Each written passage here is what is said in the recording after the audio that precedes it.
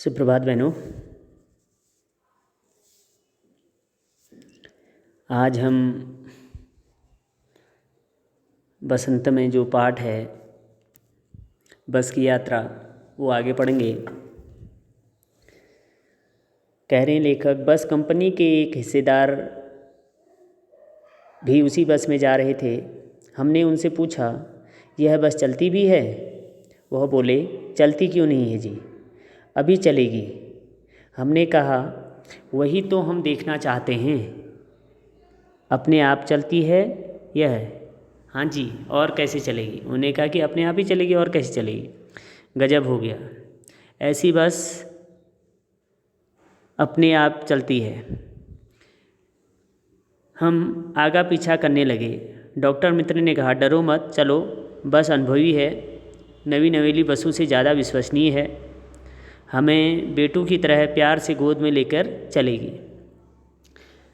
Doctor साहब के ऐसा कहने पे हम जो है बस में बैठ गए। जो छोड़ने आए थे वो इस तरह से देख रहे थे जैसे अंतिम विदा दे रहे हों। उनकी आंखें कह रही थी, आना जाना तो लगा ही रहता है, आया है सो जाएगा, राजा रंग फ़कीर, सभी को जो है जाना है। आदमी को कूच करने के लिए एक निमित्त चाहिए। इंजन सचमुच स्टार्ट हो गया, ऐसा जैसे सारी बस ही इंजन है और हम इंजन के भीतर बैठे हैं।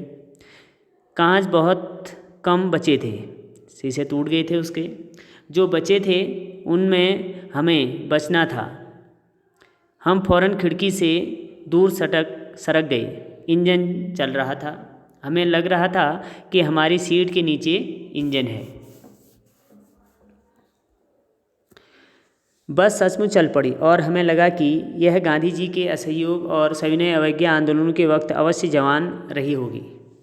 उसे ट्रेनिंग मिल चुकी थी, हर हिस्सा दूसरे से असहयोग कर रहा था। पूरी बस सविनय अवज्ञा आंदोलन के दौर से गुजर रही थी। सीट का बॉडी से असहयोग चल रहा था। कभी लगता सीट बॉडी को छोड़कर आगे निकल गई, कभी लगता कि सीट को छोड़कर बॉडी आगे भागी जा रही है। 8-10 मील चलने पर सारे भेदभाव मिट गए। यह समझ में नहीं आता था कि सीट पर हम बैठे हैं या सीट हम पर बैठी है। एकाएक बस रुक गई। मालूम हुआ कि पेट्रोल की टंकी में छेद हो गया है। ड्राइवर ने बाल्टी में पेट्रोल निकाल कर उसे बगल में रखा और नली डालकर इंजन में भेजने लगा। अब मैं उम्मीद कर रहा था कि थोड़ी देर बाद बस कंपनी के हिस्सेदार इंजन को निकाल कर गोद में रख लेंगे और उसे नली से पेट्रोल पिलाएंगे, जैसे माँ बच्चे के मुंह में दूध की शीशी लगाती है। बस की रफ्तार अब 15-20 मील हो गई थी। मुझे उसके किसी हिस्से पर भरोसा नहीं था। ब्रेक फेल हो सकता है, स्टीयरिंग टूट सकता है। प्रकृति के दृश्य बहुत लुभावने थे।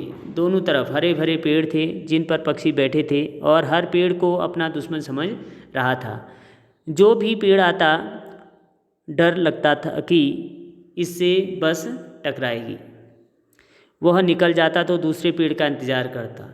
झील दिखती तो सोचता कि इसमें बस गोता लगा जाएगी। तो कहीं न कहीं जो है उनके मन में जो है भय बैठ गया था। एकाएक फिर बस रुकी।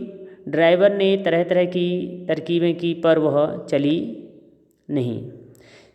सविनय अवज्ञा आंदोलन शुरू हो गया था। कंपनी के हिस्सेदार कह रहे थे, बस तो फर्स्ट क्लास की है जी, यह तो इत्तेफाक की बात है।